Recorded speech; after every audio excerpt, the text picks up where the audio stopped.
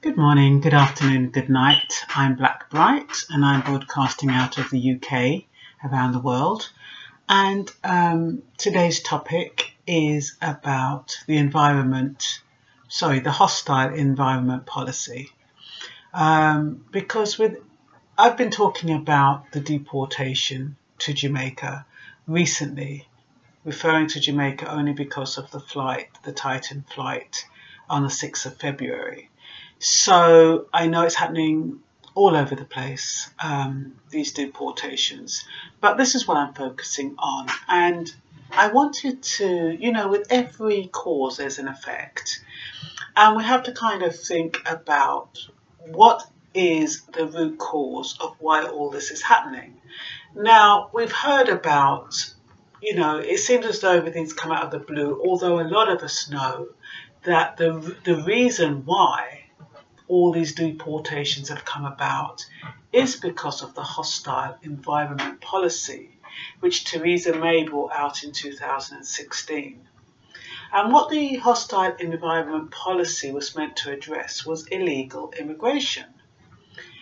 So in order to do that, she felt that if she could get all undocumented people out of the country or targeted, that would solve her problem.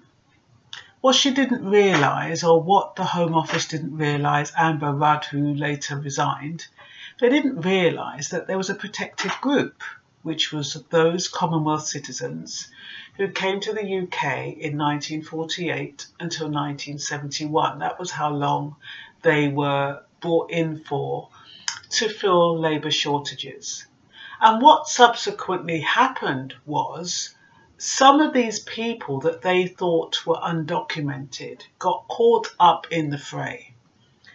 So technically, the oldest person, because the children of those Commonwealth citizens who came during that period were given an automatic indefinite right to remain in the country, and they had British citizenship.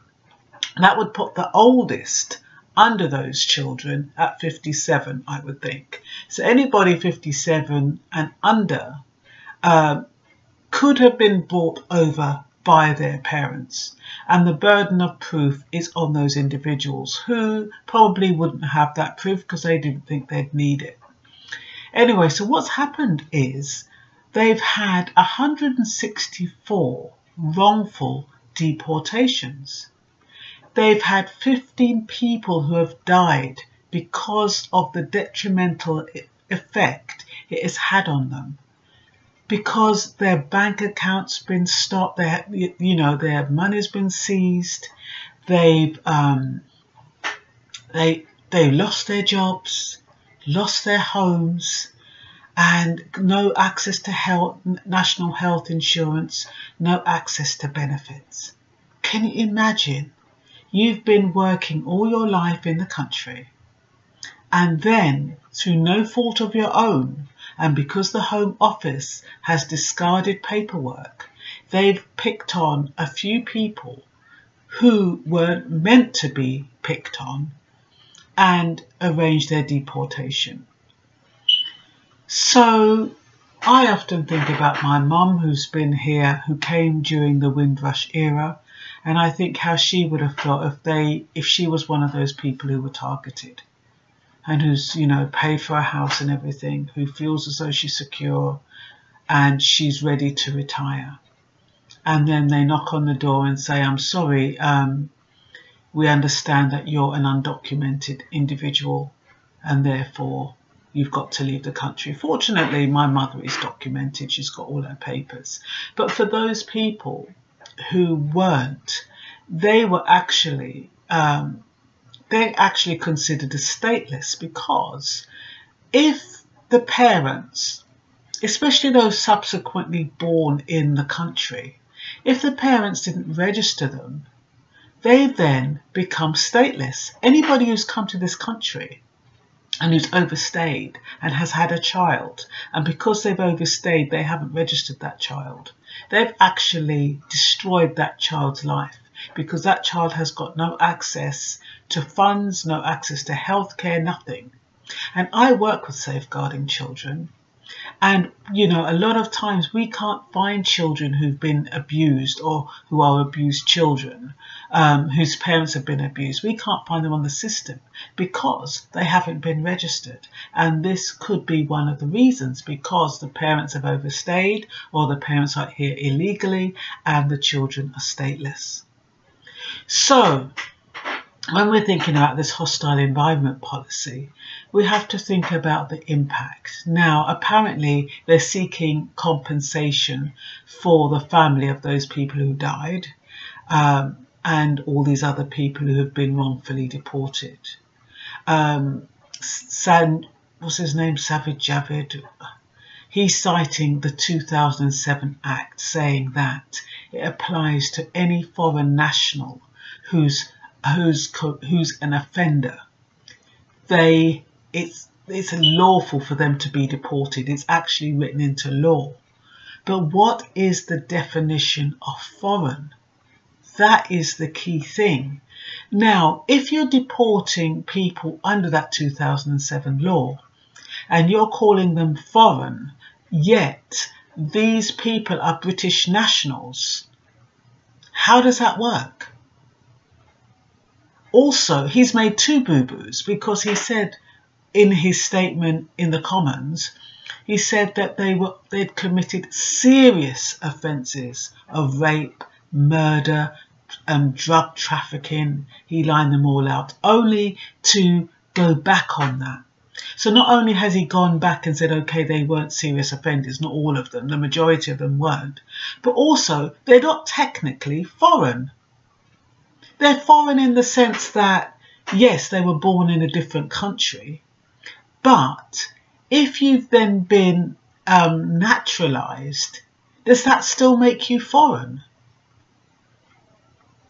It's a bit, it's not clear. It's definitely not clear. Now, they're saying that I think 2,400 have had their status sorted out. 3,400 have now been given citizenship. They're out of that Windrush package. But I mean, the hostile environment policy is flawed. It's flawed because how do you define who's who? And technically, anyone who's under 57 should be able to come under that Windrush umbrella. Because technically, those parents could have had children. I don't know if they did, and I don't know how they're working it out, but it is not very, it's not very clear, and we don't know what's going on with that.